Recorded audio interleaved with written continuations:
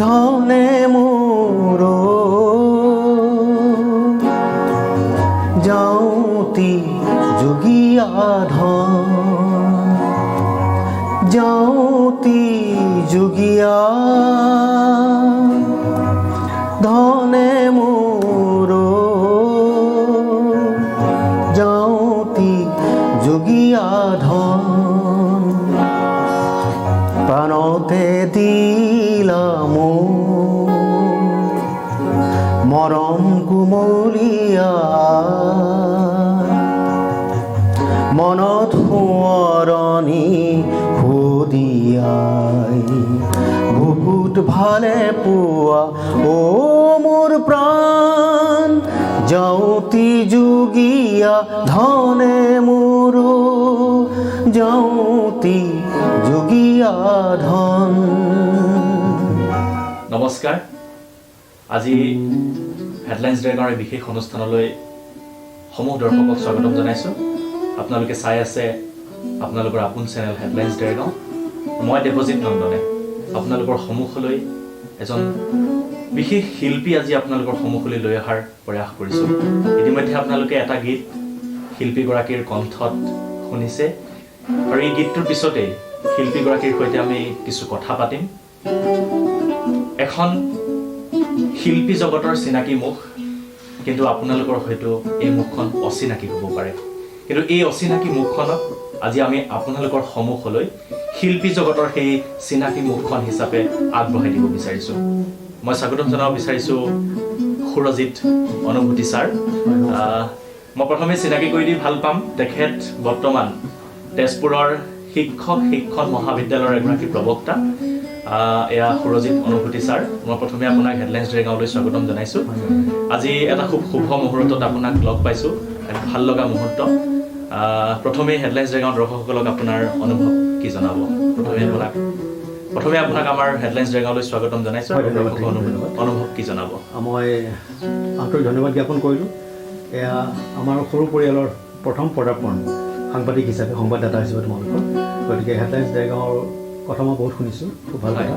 আৰু আজি এক বিশেষ দিন, বিশেষ মুহূৰ্ত, শিল্পী দিৱস।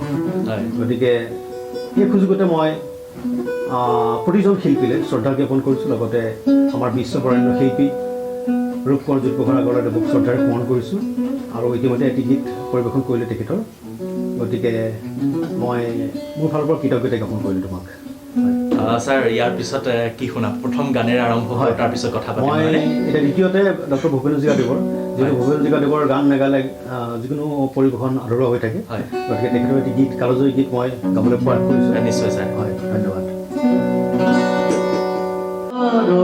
ফুল হেনো পূজাটো নেলাগে মদাৰৰে ফুল হেনো সবাহতে লাগে লাগে পিছে বহাগতে শনি পৰে লাগে পিছে সততে জুই জ্বলাবৰে কোনোবাই মোক হেনো মদাৰৰে ৰিজালে আমাৰ ঘৰে লোক হেনো কামে কাজে লাগে লাগে পিছে সমাজতে শনি পৰে লাগে পিছে আকাশতে জুই জ্বলাবলে কোনোবাই মোক হেনো মদাৰৰে ৰিজালে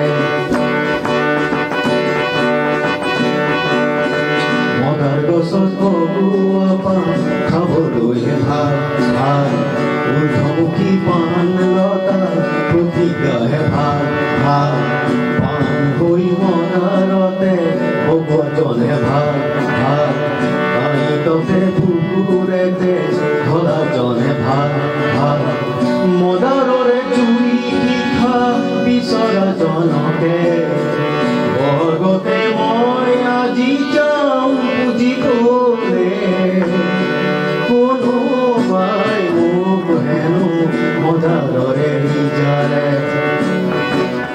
মই আপোনালোকক কোৱাৰ ধৰণেই এগৰাকী বিশেষ শিল্পী বুলি মই পুনৰ কৈছোঁ। ইতিমধ্যে আপোনালোকে দুটা গীত ইতিমধ্যেই শুনিছে।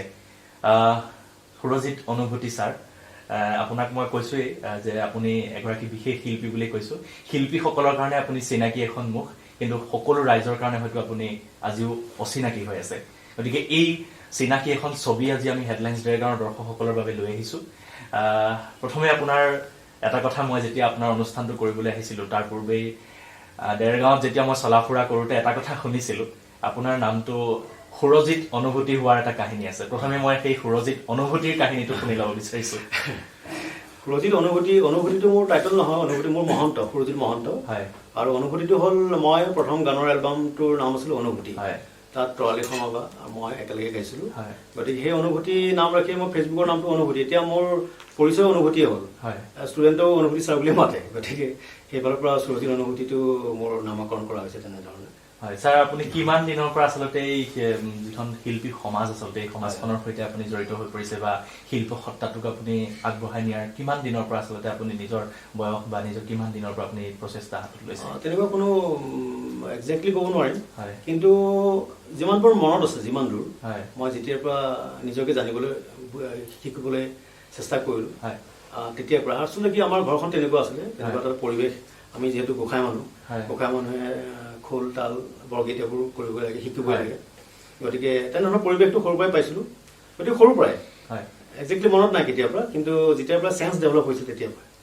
আচ্ছা, ইমান সুন্দৰ এটা কথা। যেতিয়াৰ পৰা চেঞ্চ ডেভেলপ হৈছে, যেতিয়াৰ পৰা আচলতে মানসিক বৌদ্ধিক বিকাশ হৈছে, তেতিয়াৰ পৰাই তেওঁ সংগীতৰ সৈতে জড়িত হৈ পৰিছে। এটা খুব ভাল লগা কথা। জুবিন গাৰ্গক আপুনি কেতিয়া লগ পাইছিল? হয়, জুবিন গাৰ্গক একচুৱেলি আমি ইণ্টাৰ কলেজ গৈছিলোঁ আগতে, কলেজত পঢ়ি থাকোঁতে ডিকেটি কলেজৰ পৰা। হয়।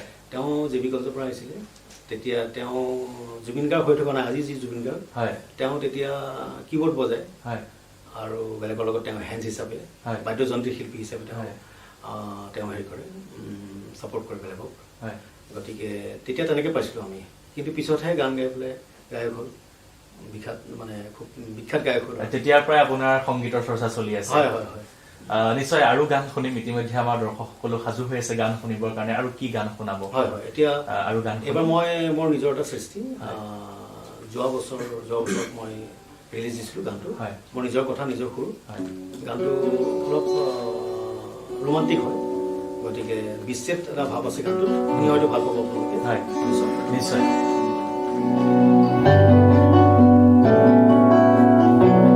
কত কথা আছিল কবলে, কত গান আছিল গাবলে, কত সপোন দুচকুতে, কত মৰম দুবাহুতে,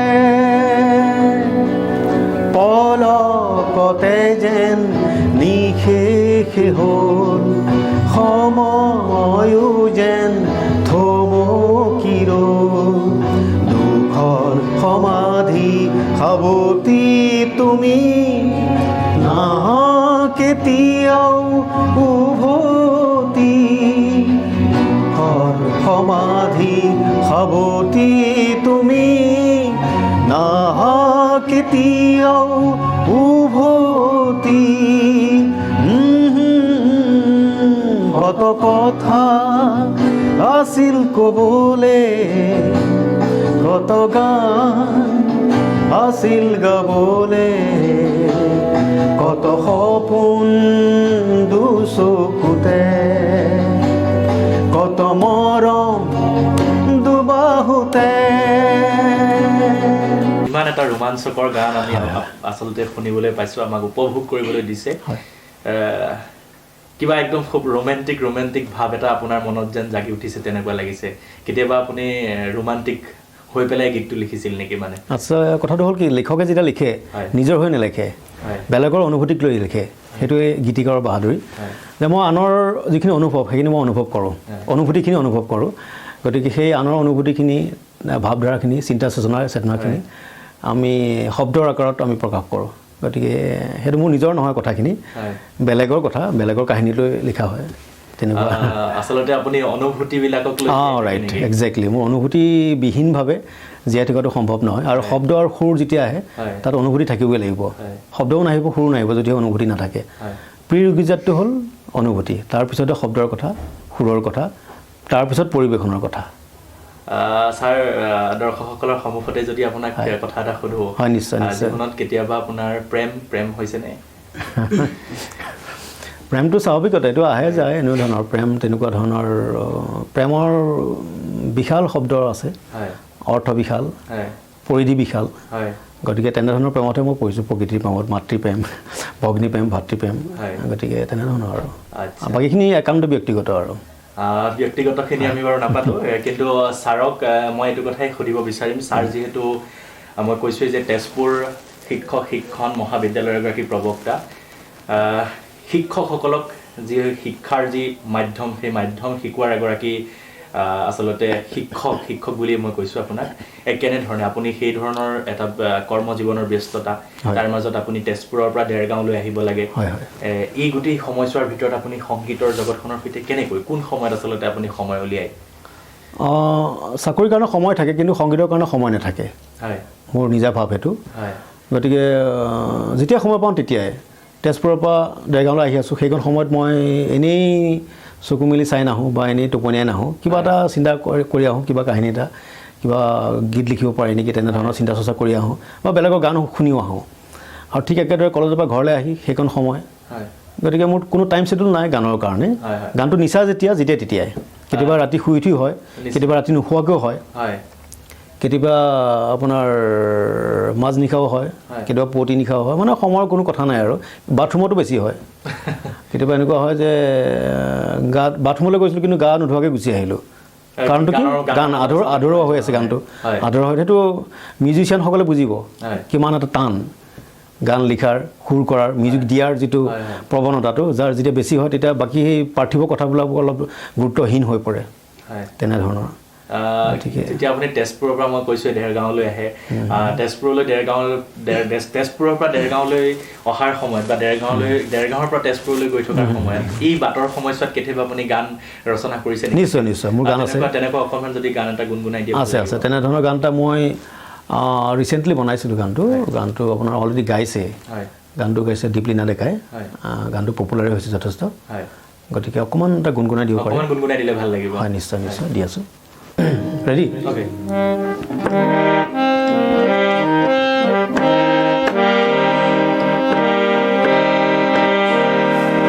তুমি জানানে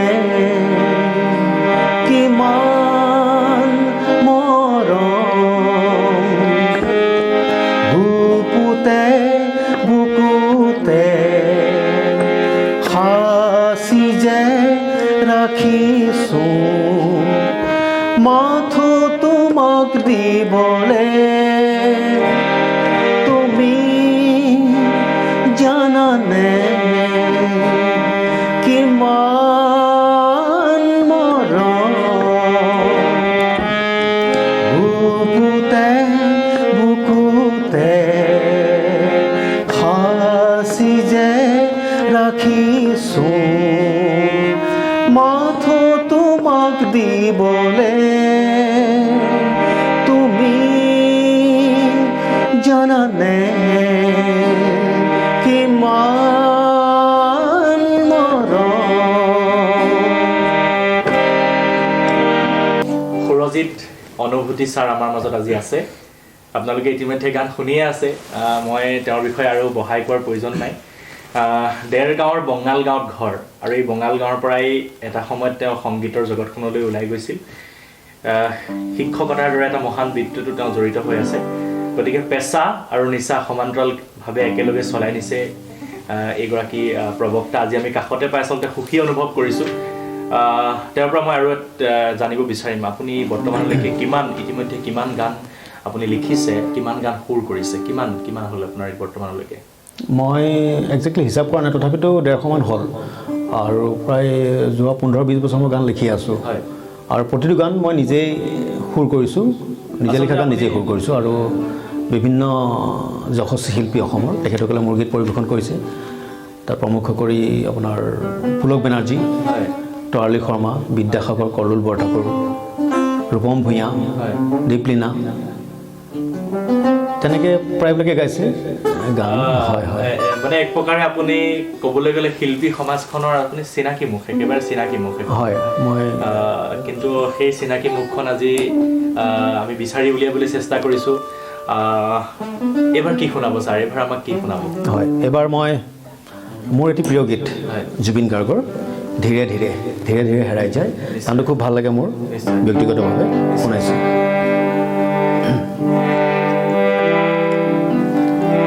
আবেলিৰে ৰ'দালি ধীৰে ধীৰে হেৰাই যায় আবেলিৰে ৰ'দালি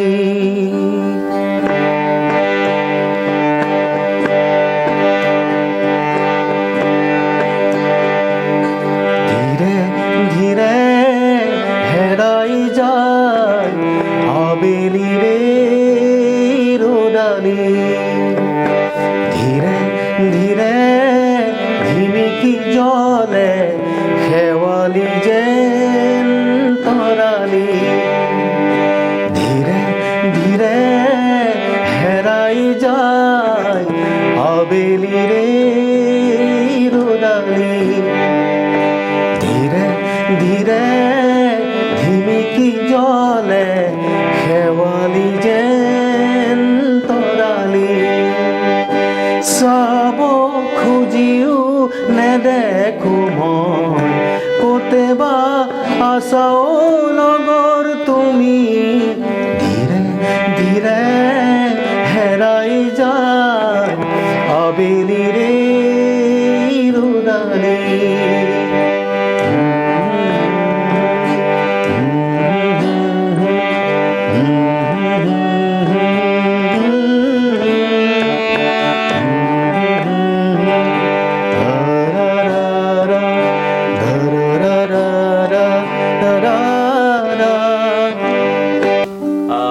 ছাৰ ইমান ধুনীয়া ধুনীয়া গান আপুনি উপহাৰ দিছে আমাক হেডলাইন্স ড্ৰেগন দৰ্শকসকলে উপহাৰ দিছে ছাৰ কেতিয়াবা আপুনি যিহেতু মহাবিদ্যালয়ৰ পৰিয়াল মহাবিদ্যালয়ৰ ষ্টাফে আপোনাৰ কথা জানে আপুনি এগৰাকী শিল্পী কেতিয়াবা আপুনি যিটো মহাবিদ্যালয়ৰ পৰিয়াল আছে সেই পৰিয়ালৰ সৈতে গান গাবলগীয়া পৰিৱেশ হয় নেকি কেতিয়াবা নিশ্চয় নিশ্চয় কলেজতো বিভিন্ন কেনেকুৱা হয় আচলতে তেতিয়া ভাল লাগে তাৰমানে মোক প্ৰাধান্য দিয়ে সেইটো ভাল লাগে আৰু আমি মানুহটো গতিকে অকণ প্ৰাধান্য পোৱাটো বিচাৰোঁ সন্মান পোৱাটো বিচাৰোঁ মৰম পোৱাটো বিচাৰোঁ গতিকে অকণমান অলপ বিশেষ হয় যেতিয়া মানুহে কোনো সৃষ্টিশীল জগতৰ লগত জড়িত হয় সেই মানুহজন বিশেষ হৈ পৰে গতিকে মোৰ কলেজতো মোক বিশেষ বুলি ভাবোঁ মই নিজকে হয় হয় আৰু এইটো সাৰ্বজনীন বস্তু এটা সাৰ্বজনীন এটা বিশেষ গুণ আৰু সংগীত কোনো মানুহৰ আচলতে বেয়া লগা অনুভৱ নহয় এনে এটা হয় হয় এটা বিষয় আচলতে হয় হয় আপুনি ইতিমধ্যে কৈছে যে আপোনাৰ কেইবাগৰাকী অসমৰ জনপ্ৰিয় কণ্ঠশিল্পী আপোনাৰ গীতত কণ্ঠদান কৰিছে আপুনি নিজেই কথা আপোনাৰ নিজৰ সুৰ সেই গীত কণ্ঠদান কৰিছে ইতিমধ্যে আপোনাৰ নতুন 2021ত বা নতুন পৰৱৰ্তী সময় পৰিকল্পনা কি হ'ব নতুন পৰিকল্পনা কি কৰিছে হয় মই ইতিমধ্যে দুটা গান অলৰেডি মই প্লেন কৰিছোঁৱে এটা গান জনপ্ৰিয় শিল্পী দীক্ষু শৰ্মা তেওঁৰ লগত যোগাযোগ হৈছে তেওঁ নিশ্চিত প্ৰদান কৰিছে তেওঁ গাব এটি গীত গতিকে তাৰে অকণমান কলি এটা শুনাই দিব পাৰোঁ যিহেতু গানটো সম্পূৰ্ণ ওলোৱা নাই গতিকে অকণমানহে শুনাব পাৰিম মই দেই ঠিক আছে উৰু উৰু উৰু উৰু উৰু উৰু উৰু উৰু ঐ উৰু উৰু মোৰ মন দুৰু দুৰু বুকুখন তোৰে কথা ভাবিচোন কতোৱে নবহে মন উৰু উৰু উৰু উৰু উৰু উৰু মোৰ মন দুৰু দুৰু বুকুখন তোৰে কথা ভাবিচোন কতোৱে নবহে মন কি দৰেনো দেখা হম কি কথানো কম চকুৱে চকুলে চাই কি দৰেনো ৰম মনে মনে ভাবি ভাবি মন আজি বৃন্দাবন উৰু উৰু উৰু উৰু উৰু উৰু মোৰ মন বুকু কপে ঘনে ঘন উৰু উৰু মোৰ মন দুৰু দুৰু বুকুখন তোৰে কথা ভাবিচোন কতোৱে নবহে ইমান সুন্দৰ আচলতে কৈছোৱেই যে সুৰচিত অনুভূতি ছাৰৰ অনুভূতি থকা প্ৰত্যেকটো গীতেই আচলতে এটা অনুভূতি থকা গীত হৃদয়ে যেতিয়া সংগীতৰ সৈতে উৰি ফুৰিব বিচাৰে সেই মনটোকে লৈ পেলাই আপুনি আচলতে গীতটো চাগে নিশ্চয়কৈ লিখিছে আৰু সেই গীতটোৱেই অসমৰ জনপ্ৰিয় কণ্ঠশিল্পী দীক্ষু শৰ্মাই কণ্ঠদান কৰিব আপোনালোকে অসমবাসীয়ে সেই গীতটো শুনিবলৈ পাব খুব কম দিনৰ ভিতৰতে পাব নহয় নিশ্চয় আৰু নতুন পৰিকল্পনা আৰু কি হ'ব নতুন কি ভাবিছে আৰু এটা গান মই ফিমেল সং বনাই আছোঁ অলৰেডি গানটো কম্প'জিশ্যন হৈ গৈছে ট্ৰেক বনাবৰ কাৰণে দিয়া হৈছে এইটো হয় প্ৰিয়ংকা ভৰালী নহয় দীপলিনা ডেকাক কোনোবা এগৰাকীক গোৱাম আৰু নিশ্চয় প্ৰিয়ংকা ভৰালী বা দীপলিনা ডেকা এইসকল শিল্পী ট্ৰেণ্ডত আছে নিশ্চয় জনপ্ৰিয়তাৰ প্ৰজন্মৰ মাজত শীৰ্ষত আছে বুলি ক'লেও বঢ়াই কোৱা নহ'ব কি নতুন পৰিকল্পনা নতুন গান কি হ'ব হয় গানটো এইটো মই গুণগুণাহে দিব পাৰিম সম্পূৰ্ণ গাব নোৱাৰিম ভাল লাগিব হয়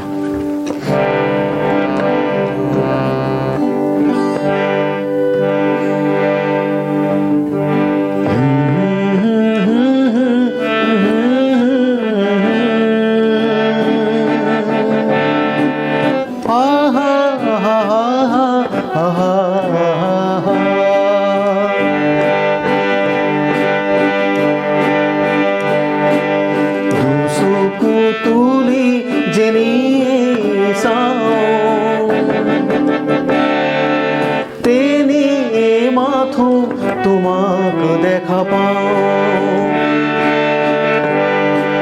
মিঠা হাঁহিৰে কাষৰে আহি জগাই দিয়াহি অনুভূতি নজনাকে আগুৱালো ৰঙা পলাশৰ পথে পথে ডুবিৰলো মনে মনে গভীৰ মৰম সাগৰতে দুচকু তুলি জিনি চাওঁ তেনিয়ে মাথো তোমাক দেখা পাওঁ মিঠা হাঁহিৰে কাষৰে আহি জগাই দিয়াহি অনুভূতি ছাৰ আপোনালোকৰ পৰিয়ালটো এটা সময়ত দেৰগাঁও কমলদৰা মহাবিদ্যালয়ৰ এটা চিনাকি পৰিয়াল আছিল কেনেকুৱা আচলতে সেই সময়ৰ অনুভৱবোৰ যদি অকণমান আমাৰ দৰ্শকসকলক কয় ভাল লাগিব যিহেতু আপুনি দেৰগাঁৱৰ সন্তান গতিকে এটা সময়ত আপুনি কমলদৰা মহাবিদ্যালয়ৰ পৰা কি ধৰণে আচলতে সংগীতৰ এই পৃথিৱীখনৰ সৈতে চিনাকি হৈ পৰিছিল বা সংগীতৰ পৃথিৱীখনৰ সৈতে সোমাই পৰিছিল কেনেকুৱা অনুভৱ আছিল সেই সময়ৰ অকণমান যদি অনুভৱ কয় হয় যিহেতু আপোনাৰ নামটোৰ পিছতে অনুভূতি গতিকে আমি কমলদৰা মহাবিদ্যালয়ৰ কিছু অনুভূতি আপোনাৰ পৰা শুনিব বিচাৰিম সংগীত সাধনাৰ যিখন মঞ্চ দৰকাৰ সেই মঞ্চখন প্ৰথম ডিকেটি কলেজৰ পৰাই পাইছিলোঁ গতিকে আমাৰ ল'ৰা ছোৱালী চাৰিটা দাদা বাইদেউ মই তাৰপিছত ভণ্টি আটাইকেইটা গানৰ লগতে জড়িত সৰুৰ পৰাই গতিকে দাদাই গায় মই বজাওঁ বাইদেউ গায় মই বজাওঁ ভণ্টিয়ে গায় মই বজাওঁ দাদা এটা সময়ত বেষ্ট ছিংগাৰ আছিলে ডিকেটি কলেজৰ তেতিয়া মই গান নাগাওঁ তেতিয়া মই অকল তবলা বজাওঁ লেডাৰ বজাওঁ আৰু গতিকে তাৰপিছত ভাবিলোঁ যে অকণমান গাব পাৰি দেখোন আৰু পিছত লিখি গান যেতিয়া লিখিলোঁ সুৰ কৰিলোঁ যেন মোৰ কণ্ঠতে ভাল লাগিব তেনেধৰণৰ এটা ফিল হ'ল তাৰপিছতে গাবলৈ আৰম্ভ কৰিলোঁ পিছৰ পৰ্যায়ত আৰু এনেকুৱা ধৰণৰ যে মই পজিটিভলি প্ৰথমতে আৰম্ভ কৰা নাছিলোঁ নিগেটিভলিহে মই পজিটিভৰ ফালে গৈছোঁ কেনেধৰণৰ মই কৈ দিছোঁ যে গানটো লিখাৰ পিছত মই কাৰোবাক এপ্ৰ'চ কৰোঁ কোনোবা এজন ছিংগাৰক যে গানটো গাব পাৰিম অকণমান যেন ট্ৰিটমেণ্টটো ঠিক নহয় তেনে যেন লাগে গতিকে অকণমান হতাশ হ'লোঁ যে গানৰ কথাখিনিতো শুনি ল'ব লাগে সুৰটো শুনি ল'ব লাগে গানটোতো বজৰুৱা নহয় আমি ট্ৰেণ্ডি গান বনাব নোৱাৰিব পাৰোঁ কিন্তু লাষ্টিং গান ডিউৰেবল গানটো বনাব পাৰোঁ তাত মেলোডি থাকিব নিশ্চয় এইকেইটা গানকেইটা যে শুনিলে তাততো মেলোডি আপুনি নোপোৱাকৈ থকা নাই নহয়নে বাৰু কিবা এটা হ'লেও পাইছে তাৰপিছত ভাবিলোঁ যে নাই বৰ খাতিৰ কৰি থকা কথা নহয় নিজে অকণমান চেষ্টা কৰোঁ আৰু মোৰ মিউজিচিয়ানবিলাকেও তেওঁলোকেও ক'লে যে আপুনি চেষ্টা কৰক গাবলৈ পাৰিব কিয়নো নোৱাৰিব তাৰপিছত মই নিজাববীয়াকৈ অকণমান চেষ্টা কৰিলোঁ আৰু সেই আৰম্ভণিটোহে ডিকেটি কলেজেই ক'বলৈ গ'লে ডিকেটি কলেজৰ পৰাই আমাৰ এই ঠন ধৰি উঠিছে আৰু গতিকে প্ৰক্ৰিয়াটো তেতিয়াৰ পৰা চলিছে, চলি আছে, চলি থাকিবও। কেতিয়াবা অনুভৱ হৈছিল নে আপুনি সংগীত, আচলতে মই এইটো জানিব বিচাৰিছোঁ, কমলদৰা মহাবিদ্যালয়ৰ পৰাই আপোনাৰ সংগীতৰ যিটো বীজ, সেই বীজ অংকুৰিত নিশ্চয় নিশ্চয়। আৰু কেতিয়াবা অনুভৱ হৈছিল নে, আপুনি যিটো কথা ইতিমধ্যে কৈছে যে গুৰুত্ব নোপোৱাৰ কথা কৈছে সংগীতৰ ক্ষেত্ৰখনত, কিন্তু আপুনি আজি এজন সম্পূৰ্ণ এগৰাকী যশস্বী শিল্পী বুলি ক'লেও আচলতে বহাই কোৱা নহ'ব। গতিকে আজিৰ তাৰিখত আপুনি ইমানবোৰ গীতৰ স্ৰষ্টা আৰু লগতে আপুনি গীতবিলাক ৰচনা কৰিছে, নিজে সুৰো কৰিছে। সুৰ কৰাটো ইমান আচলতে সম্ভৱপৰ কথা নহয়, এটা কঠিন কাম, যদিও মানুহৰ বাবে সহজ যেন অনুভৱ হয়, কিন্তু ই এটা কঠিন কাম। সেই সময়ত আপুনি যেতিয়া আপুনি আগবাঢ়ি যোৱাৰ প্ৰয়াস কৰিছিল, সেই সময়ত কেতিয়াবা আপোনাৰ অনুভৱ হৈছিল নেকি যে কেতিয়াবা মই নোৱাৰিম নেকি, মোৰ হেঙাৰ হ'ব নেকি সংগীত, ভাবিছিল নেকি? নিশ্চয় নিশ্চয়, প্ৰত্যাহ্বান থাকেই, যিকোনো ধৰণৰ সৃষ্টিশীল কামত প্ৰত্যাহ্বান থাকে। গতিকে মোৰ ক্ষেত্ৰত তেনেই হৈছিলে, আৰু তেনেকুৱা ধৰণৰ কোনো গাইড পোৱা নাছিলোঁ যে কোনোবাই দেখুৱাই দিব, কোনোবাই দুখখিনিয়ে আঙুলিয়াই দিব, তেনেধৰণৰ অভিজ্ঞ মানুহ মোক তেনেধৰণৰ মোৰ পৰামৰ্শ দিয়াও নাছিলে। গতিকে অৱশ্যে বিচৰাও নাছিলোঁ, আৰু এইটো আমাৰ তেজত আছে বুলি ক'লেও ভুল কোৱা নহ'ব। গতিকে লিখাত ইমান টান নহয়, সুৰ কৰাটো অকণমান কঠিন কামটো, যদিও অসম্ভৱ নহয় সুৰ কৰাটো, কিন্তু এতিয়া লাহে লাহে অকণমান সহজ হৈ পৰিছে কামবিলাক। এতিয়া একান্ত মানে বহিলেই আহি যায়, শব্দও আহে, সুৰো আহে। গতিকে কামবোৰ চৰ্চা কৰি থাকিলে হয়তো সহজ হৈ পৰে নেকি, এতিয়া বৰ বিশেষ কঠিন বুলি মই নাভাবোঁ। এতিয়া আপোনাৰ কাৰণে আচলতে সংগীতৰ পথ খুব মসৃণ হৈ গৈছে। হয়, এইখিনি কথা প্ৰসংগতে মই কওঁ, পৰহি এটা ফোন আহিলে মোলৈ, এজন ডাঙৰ মিউজিচিয়ান, তেওঁ প্ৰখ্যাত, নামটো বাৰু নকওঁ এতিয়া। তেওঁ ক'লে দাদা গান এটা লিখি দিব লাগে। মই বোলো কোনে গাব? প্ৰথম কথা কোনে গাব? বোলে গায়ত্ৰী মহন্ত। বোলো গায়ত্ৰী মহন্তইতো গান নাগায়, এটা এক্টিংহে কৰে। বোলে গায়ত্ৰী হাজৰিকা, এই সৰা পাতে পাতে গানটো খুব বিখ্যাত গানটো। গতিকে সেই গানটোৰ যিগৰাকী গায়িকা, তেওঁ গাব। মোৰ লগে লগে ভালেই লাগি গ'ল। মই আৰম্ভ কৰিবলৈ মানে চিন্তা কৰিবলৈ আৰম্ভ কৰি দিলোঁ যে কেনেধৰণৰ কথা মই আৰম্ভ কৰিম, কাৰণ তেওঁ খুব উচ্চ পৰ্যায়ৰ এগৰাকী গায়িকা। গতিকে কথাখিনি তেনেকুৱা হ'ব লাগিব, সেই তেনেধৰণৰ ভাল লাগি যায়। আচলতে সেইবিলাকে অনুপ্ৰেৰণা। আপোনাৰ কোনটো গান পুলক বেনাৰ্জীয়ে গাইছে বুলি আপুনি? হয় হয়, কোনটো গান যদি অকণমান গুণগুণাই দিয়ে ভাল লাগিব সেই গান? হয় হয়। নুসুধিবা মোৰ বাতৰি, নালাগে তোমাৰ সঁহাৰি, নুসুধিবা মোৰ বাতৰি, নালাগে তোমাৰ সঁহাৰি, ক্ষণ গণি গণি পৰিছো ভাগৰি, সাজিছো নীৰৱে আশাৰ সেমেকা সমাধি, ক্ষণ গণি গণি পৰিছো ভাগৰি, সাজিছো নীৰৱে আশাৰ সেমেকা সমাধি। ছাৰ, আচলতে আপুনি নিজৰ কৰ্মজীৱনৰ ব্যস্ততাৰ বাবে মঞ্চলৈ যোৱা নাছিল নে আচলতে আপুনি মঞ্চলৈ নাযাওঁ বুলি নোযোৱাৰ কথাটো ভাবিছে? আচলতে তেনেকুৱা একো নাই, মই মাতিলে যাওঁ। বিশেষকৈ আমাৰ কাৰণে ৰাতিৰ মঞ্চটো অলপ অসুবিধাজনক, কাৰণ ৰাতি ফাংচন কৰি আকৌ ৰাতিপুৱা ক্লাছ কৰাটো অসম্ভৱ। গতিকে প্ৰফেচনেলি সেইকাৰণে ল'ব পৰা নাই, আৰু নলওঁ।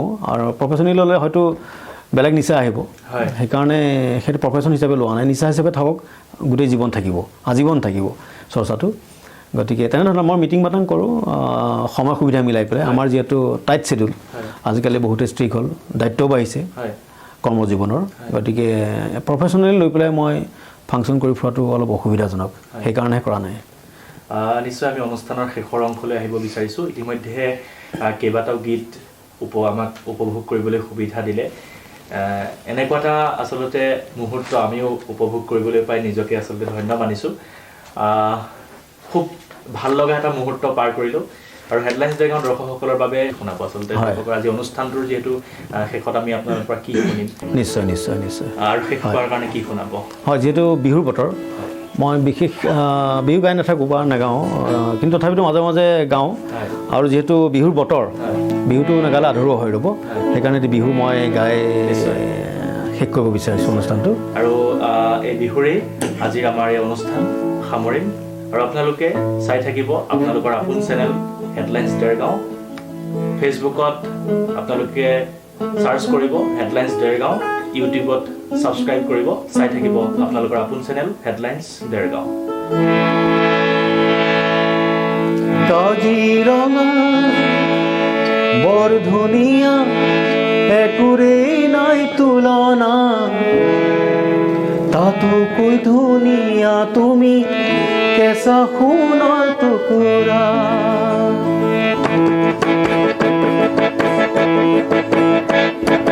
কাজিৰঙা বৰ ধুনীয়া একোৰেই নাই তুলনা তাতোকৈ ধুনীয়া তুমি কেঁচা সোণৰ টুকুৰা অ দেহাৰ বৰণ ৰং চঙীয়া মুগা বুমনীয়া চাদৰৰে আঁচলখন টানি টানি বান্ধি ল'বা চাদৰৰে আঁচলখন টানি টানি বান্ধি ল'বা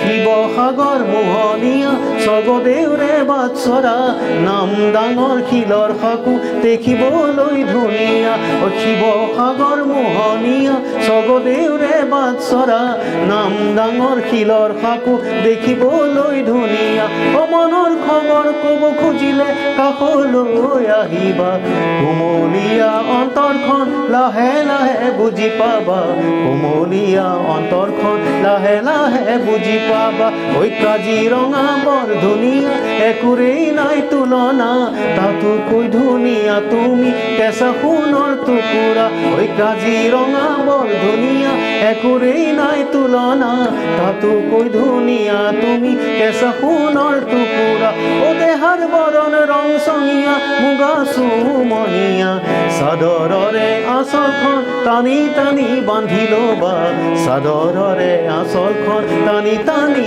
বান্ধি ল'বা চাদৰৰে আঁচলখন টানি টানি বান্ধি ল'বা